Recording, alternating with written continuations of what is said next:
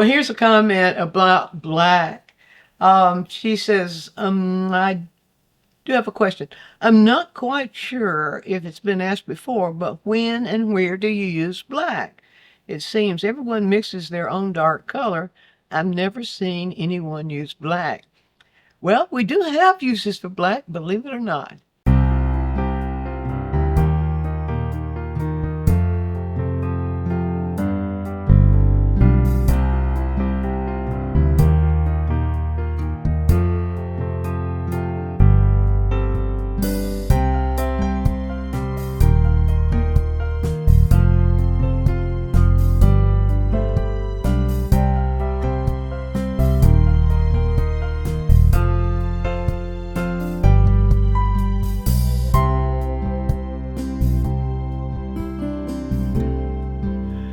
Well, most teachers and most artists these days steer away from black altogether.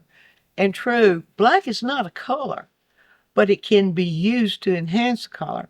So I'll just give you some ideas of when it's okay to use black. When we use it, the last thing in the world we want to use it for is to darken. It's not a good way to darken a color in painting because there are other ways that we can darken color in painting that give us a more vibrant results. Here's a fun one that you might not have thought of. We can use black. This is ivory black, by the way. There are several blacks, and each one of them have a different temperature. They're all neutral, lacking color, pretty much. So, but anyway, this is ivory black I'm using here. Now, one thing that you can do is you can create an olive green with yellow and black. If you use something like just a yellow that's a really high intensity yellow.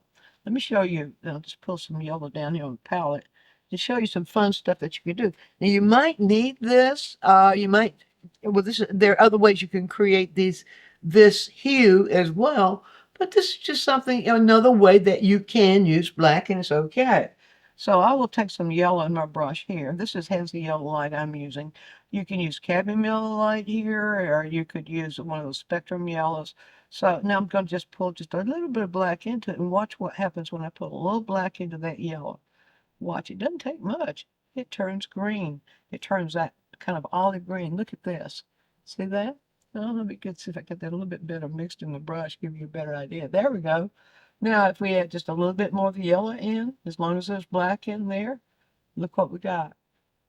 Get that just a little bit more, a little bit more. So see, that's not a bad yellow green. It's sort of you might see that in nature, or you might see it in a local color. You might see it in some design. You might see it somewhere else.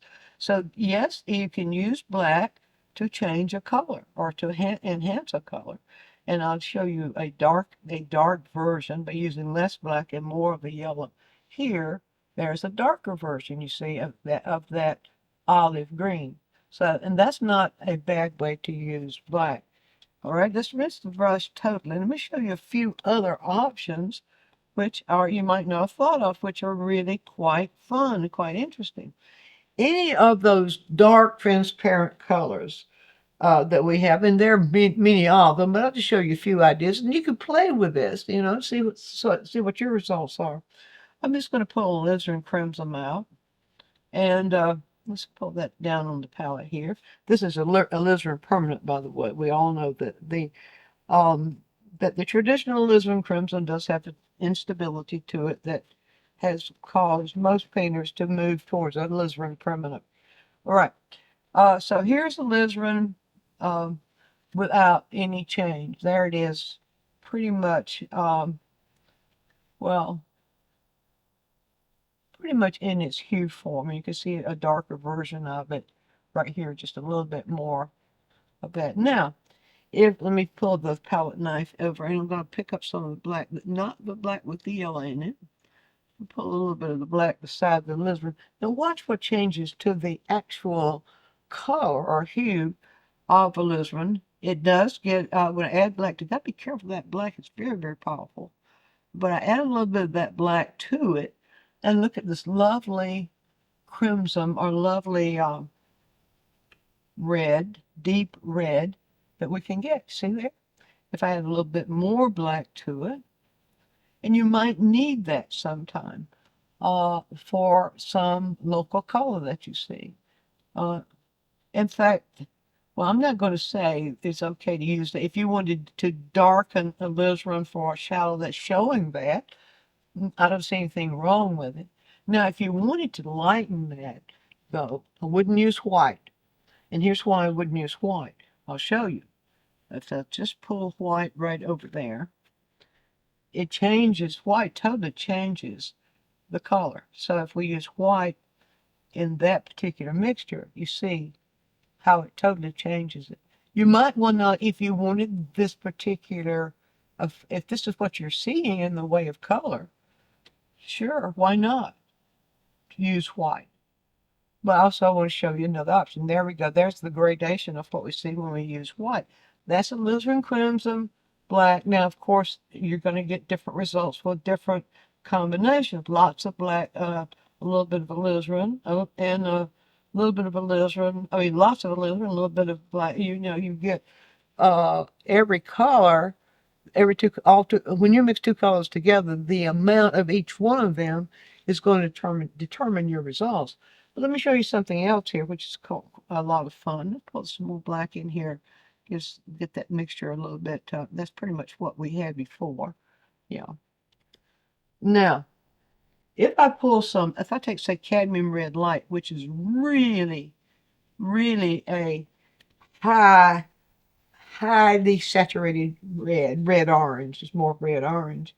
And if I put some of that in the brush, and then if I use that then to raise the value of this, you see the difference right here. Use a little bit more. See the difference in the character of the color. And let it go right here. The difference in the character of the color. Makes a very rich, rich red. So that is a combination of alizarin and black with the cadmium red light added to it. So you see you have three very subtle that are very much different from each other there, and very, very subtle. Okay, I want to show you a couple of other colors, tube colors, that can have kind of interesting and exciting things happen to them when we mix black into them. Ultramarine blue. Now, also you might try this with something like phthalo blue. I find that the transparent colors seem to tolerate having black added into them more than opaque colors. But I'm not going to say don't use that. Just play, if you want to play with, see, just testing what black does to colors you have on your palette or in your tube collection. There's nothing wrong with playing. Just see what the results are. Sometimes you get mud, and sometimes you get something interesting. So this is ultramarine blue, and I'll put it right here. This is ultramarine blue, straight out of the tube, right there. Now, if we add, let's see, I'll pick it up somewhere where I don't have it contaminated. Add some black into the ultramarine blue. Show you how it changes the nature of the color. See there?